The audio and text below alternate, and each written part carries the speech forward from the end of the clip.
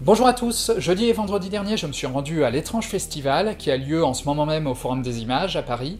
J'ai dû sélectionner 3 films que je pouvais voir sur une sélection beaucoup plus vaste et globalement très alléchante, je vous conseille vraiment d'y jeter un œil, on peut encore réserver les places. Et voici donc une petite vidéo récapitulative sur ces 3 films. Et vous trouverez dans la description les timecodes si vous voulez sauter directement au film qui vous intéresse. Et on commence tout de suite avec Avant que nous disparaissions de Kiyoshi Kurosawa.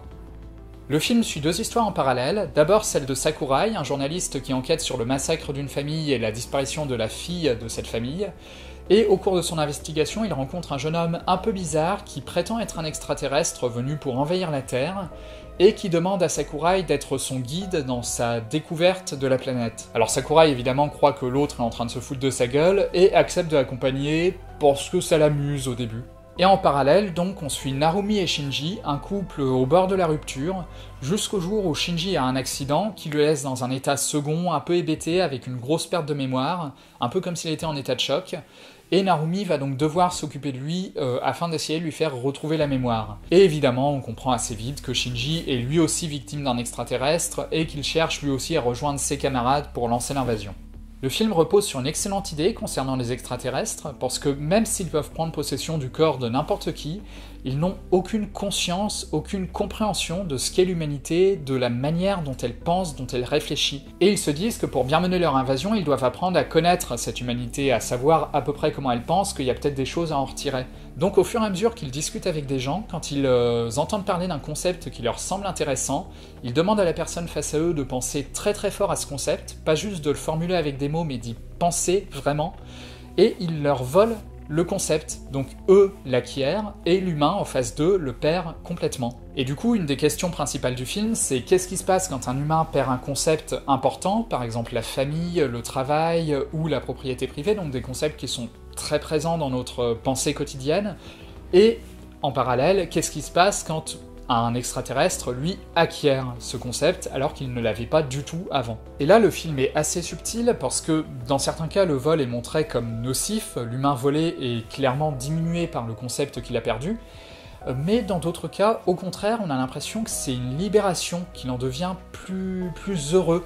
Par exemple, le personnage qui perd le concept de travail devient un peu ridicule, c'est lors d'une scène très drôle, on a un peu l'impression qu'il retombe en enfance, un peu ridicule, mais il a l'air beaucoup plus heureux, beaucoup moins stressé qu'il ne l'était auparavant, donc on se demande si c'est tout à fait une mauvaise chose d'avoir perdu ce concept finalement. Et le film mène comme ça une réflexion au fur et à mesure des pertes et des gains de concepts, qui vont aussi façonner d'une nouvelle façon les personnages principaux, qui vont redécouvrir leurs objectifs et peut-être même redécouvrir qui ils sont, au-delà des mots qu'ils placent sur les idées, et même au-delà des idées qui leur ont été imposées par la société.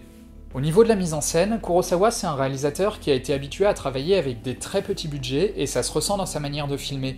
Ça apparaît comme très sobre, sans aucun effet de style, mais en réalité il arrive à créer un décalage avec des petits détails dans l'image, dans le cadre ou dans l'éclairage, qui donne une sensation d'étrange qu'on n'arrive pas forcément exactement à cerner du premier coup.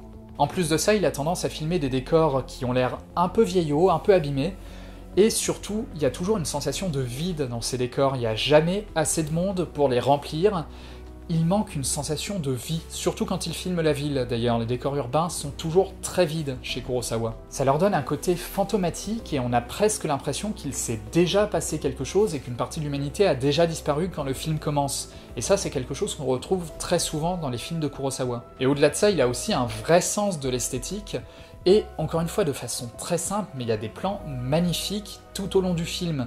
Et enfin, dans Avant que nous disparaissions, comme dans la plupart de ces films, les acteurs ont tendance à avoir un jeu très sobre, mais là encore, un peu décalé, un peu faux, il y a quelque chose qui sonne anormal dans la manière dont ces acteurs jouent.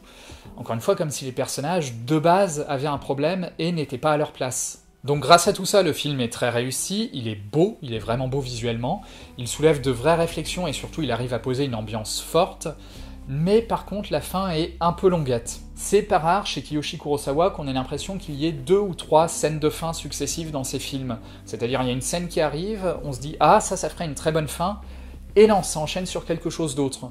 Parfois ça marche même vraiment bien dans certains cas, dans Creepy par exemple, son précédent film, Ici, c'est un peu moins le cas. On peut dire qu'il y a 3 scènes de fin qui se succèdent. Quand ça relance une première fois, ça va. On arrive sur une scène très intéressante et très belle. Par contre, la dernière scène, je pense qu'elle est de trop. Pour le coup, elle est pas inintéressante, mais la précédente scène avait laissé sur quelque chose de tellement fort visuellement et émotionnellement que j'ai été déçu que ça se relance et j'ai pas réussi à rentrer dedans. Et donc j'ai trouvé ces 5 dernières minutes totalement dispensables. Mais c'est pas un énorme défaut finalement, ça reste un très bon film que je vous conseille. Pour ceux qui connaissent pas Kiyoshi Kurosawa, c'est un bon moyen d'entrer dans sa filmographie.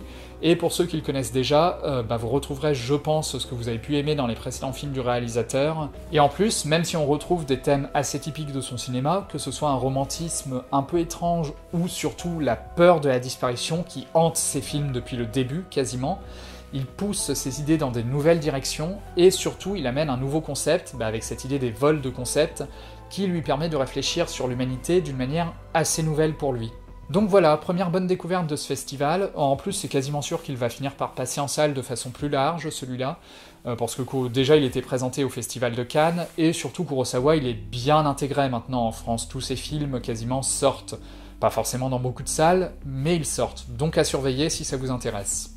On va maintenant passer à Mise à mort du cerf sacré, réalisé par Yorgos Lanthimos, un réalisateur grec qui avait accédé à une certaine notoriété avec son précédent film, The Lobster, son premier film américain, mais dont je n'avais vu aucune œuvre jusqu'à présent. Le film nous raconte l'histoire de Steve, un brillant chirurgien qui vit heureux avec sa femme et ses 2 enfants, et qui, depuis quelques mois, s'est rapproché de Martin, un jeune homme psychologiquement assez instable. C'est le fils d'un de ses anciens patients, mort pendant l'opération, et peu à peu il va se faire de plus en plus présent auprès de Steve et de sa famille, de plus en plus insistant et de plus en plus menaçant.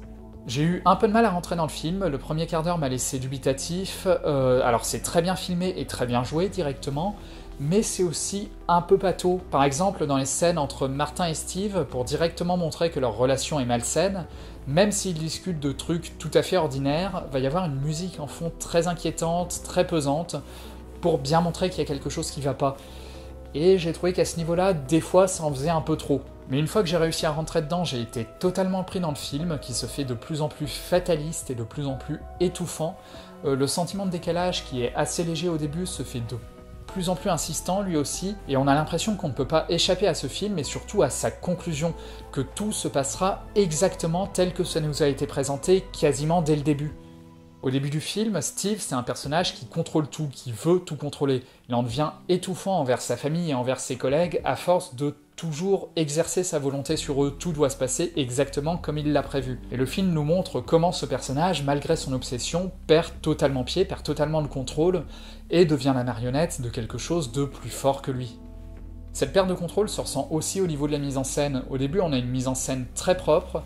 Par exemple, le premier plan du film, c'est une opération à cœur ouvert, filmée en gros plan, mais il n'y a presque pas de sang, le cadre est fixe, on sent que Steve contrôle complètement ce qu'il est en train de faire. Par contre, plus le film avance, plus les décors, les cadres et la photographie deviendront sales. Steve est en train de perdre le contrôle et il y aura même quelques scènes assez sanglantes qui montrent bien qu'il n'arrive plus à maîtriser ce qu'il est en train de faire.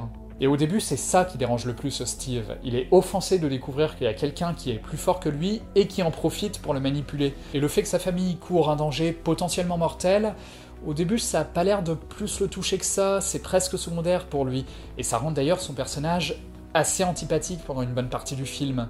D'ailleurs, c'est pas seulement lui, tous les membres de sa famille ont l'air de relativement peu se préoccuper les uns des autres sur le plan émotionnel. Leurs relations sont très froides, très figées et très manipulatrices, et c'est ironiquement dans la haine qu'ils vont se réunir. Au final, en fait, j'ai pas forcément grand chose à dire sur ce film. C'est puissant, c'est très bien écrit, très bien joué et très bien réalisé, mais je saurais pas trop comment l'analyser plus que ça. Faudrait peut-être que je le revoie et que je vois d'autres films du réalisateur pour me faire une idée plus précise, mais pour le moment, c'est excellent, et je vous conseille chaudement d'aller le voir quand il sortira. Et enfin, le troisième film que j'ai vu à cet étrange festival, et celui-là je suis vraiment très heureux de pouvoir vous en parler, c'est Tokyo Vampire Hotel de Sonocion. Ça raconte l'histoire de Manami, une jeune fille qui, le jour de ses 22 ans, devient la cible d'un groupe de vampires et qui se fait sauver par K, une jeune vampire dont on a un peu de mal à savoir si elle veut vraiment du bien à Manami ou si elle veut aussi la tuer. Tous ces personnages finissent par se retrouver dans un hôtel, le Tokyo Vampire Hotel du titre, dans lequel des vampires ont capturé des humains afin de les faire se reproduire pour pallier à une fin du monde qui, selon eux, va arriver le soir même. Et si ce résumé vous a l'air un peu confus, c'est pas entièrement de ma faute, l'histoire est assez compliquée, il y a énormément de personnages et d'enjeux différents dans le film, et surtout la narration est assez complexe, elle est complètement éclatée, tant géographiquement que temporellement, et Sonotion s'amuse beaucoup à nous égarer et surtout à ne pas nous dire énormément de choses. À la base, Tokyo Vampire Hotel, c'est une série en 10 épisodes que Sonotion a faite pour Amazon. 10 épisodes qui font entre une demi-heure et 50 minutes, dans mon souvenir. Mais le réalisateur a souhaité faire un montage spécial pour le cinéma. Alors je n'ai pas vu la série, elle est disponible depuis à peu près 2 mois sur Amazon Prime Japon, mais Amazon n'a pas jugé utile de la sous-titrer, ne serait-ce qu'en anglais. Bravo les mecs, pourtant je pense qu'il y a pas mal de gens qui seraient assez curieux de la voir dans le monde et qui parlent pas forcément japonais, et je pense pas que ça coûte bien cher de sous-titrer une série comme ça. En vrai j'en ai aucune idée, mais ça m'étonnerait que ce soit des frais immenses pour une compagnie comme Amazon. Mais d'après les infos qui nous ont été données avant la projection, il semblerait que le film contienne certaines séquences additionnelles qui ne sont pas dans la série, tout en évidemment supprimant beaucoup de choses pour le ramener à une durée de 2h20. Et que ça propose donc une version alternative de l'histoire plutôt qu'un montage raccourci uniquement. Tout ce que je peux dire, c'est que j'ai vu quelques images de la série tout de même et que ça a l'air au moins aussi barré que le film. Et j'ai trouvé ça hallucinant. Pendant 2h20, j'ai été complètement happé par la folie, par l'originalité et par la richesse du film. Ça m'a laissé épuisé parce que c'est une expérience très intense et assez éprouvante d'une certaine façon, mais je suis vraiment heureux d'avoir vu ça, heureux que ce film existe. Presque tout dans le film donne une sensation de chaos. Comme je l'ai dit, la narration est très éclatée et il y a énormément de personnages, mais en plus de ça, le rythme est très rapide, c'est très violent, il y a beaucoup de combats, beaucoup d'effusions de sang, beaucoup de cris, de bruit, c'est une fuite quasiment perpétuelle, et en fait, il y a quasiment aucun temps de pause pendant les 2h20. Donc ça laisse épuiser, mais c'est toujours très maîtrisé. En fait, quasiment à chaque plan, le film nous bombarde de stimuli visuels, auditifs et émotionnels, on est submergé, étouffé dans tout ça, on se sent complètement perdu en tant que spectateur, mais étrangement je trouve qu'on sent que le réalisateur, lui, sait où il va et qu'il a vraiment un propos et un objectif dans tout ça. Visuellement, j'ai eu l'impression de voir une idée géniale par plan, les cadres et la photographie sont très soignés et parfois franchement originaux, et surtout les décors sont très soignés, il y a eu beaucoup d'attention apportée à cet aspect du film. Par exemple, dans l'hôtel, les murs, les sols et les plafonds sont assez nus au niveau décoration, mais peints dans des couleurs très vives. On va avoir du jaune, du rouge, du bleu et du vert principalement, toujours très pétant. Du coup, on peut avoir un plan dans une pièce toute verte, puis celui d'après être passé dans une pièce toute jaune. Les couloirs dans l'ensemble, ça mélange un peu tout, les murs sont d'une couleur, le sol d'une deuxième et le plafond d'une troisième. Je pense que si ça existait dans la réalité, ce serait parfaitement horrible, mais dans le film, ça confère des jeux de lumière et de couleurs constants. Et même quand on sort de l'hôtel, il y a un travail qui a été fait là-dessus. Quasiment tous les décors sont super marquants, même ceux qu'on voit que 30 secondes ou 1 minute. Il va y avoir un petit quelque chose, parfois des trucs très simples, qui vont les rendre marquants et qui vont faire qu'on s'en souvient. D'ailleurs, l'idée des décors quasiment intégralement peints en couleurs très vives, il l'avait déjà exploité entre autres dans Anti-Porno, son film érotique sorti l'année dernière, et dans Keiko Desukedo, un de ses films un peu expérimentaux de ses débuts. Mais il arrive encore à trouver de nouvelles choses déjà visuellement, et surtout sur les messages que peuvent transmettre ces couleurs. Et ces contrastes et cette richesse des décors, combinés au montage très éclaté, ça fait que des fois en 5 plans successifs, on a presque l'impression d'avoir changé 5 fois d'ambiance, et 5 fois de charte graphique. Et des fois, Sonotion arrive même à donner cette impression, alors qu'en réalité, il fait un simple champ contre champ. Je me rappelle notamment d'un moment où on a un plan sur une pièce quasiment complètement verte, avec plein de personnages en train de se battre de tous les côtés, puis en contre-champ, on a un couloir rouge, au milieu du cadre, le reste est complètement noir, et au milieu de ce couloir, on voit la silhouette d'un seul personnage qui s'avance, elle aussi noire sur le fond rouge. Alors en soi, prises individuellement, les deux idées sont relativement simples, mais leur mise en rapport et surtout le contraste qu'il y a entre elles, ça fait qu'on met un moment avant de se rendre compte qu'il s'agissait juste d'un champ contre champ en réalité. Et comme le film fait perpétuellement ça, et que des fois il passe vraiment tout d'un coup d'un décor à l'autre, ça donne un sentiment de perte continuelle, mais aussi d'émerveillement continuel. On est toujours en train de découvrir quelque chose, toujours face à quelque chose de nouveau visuellement. Et cette volonté de diversité et de renouvellement perpétuel, on la retrouve aussi dans la musique. Comme souvent, Sonotion fait principalement appel à des morceaux qui existaient déjà auparavant, et dans Tokyo Vampire Hotel, c'est surtout du classique, ce qui déjà crée naturellement un contraste avec le visuel, lui, très moderne de l'ensemble. Mais parfois, parce qu'il en a envie, il nous met aussi des chants de Noël ou des morceaux de métal, enfin... Là aussi, on passe vraiment d'une ambiance à l'autre, mais paradoxalement, avec la musique, il arrive aussi à recréer une unité, parce qu'il y a quelques morceaux, quelques thèmes qui vont revenir plusieurs fois, voire beaucoup, dans le film, et qui vont devenir une sorte de leitmotiv et de thème principal du long métrage. Pour continuer sur les ambiances, le film se permet des mélanges et des ruptures de ton presque constants. Il y a certaines séquences qui vont être purement horrifiques, il y a une scène notamment, probablement inspirée par l'enfer de Dante d'ailleurs, qui est un vrai moment de terreur.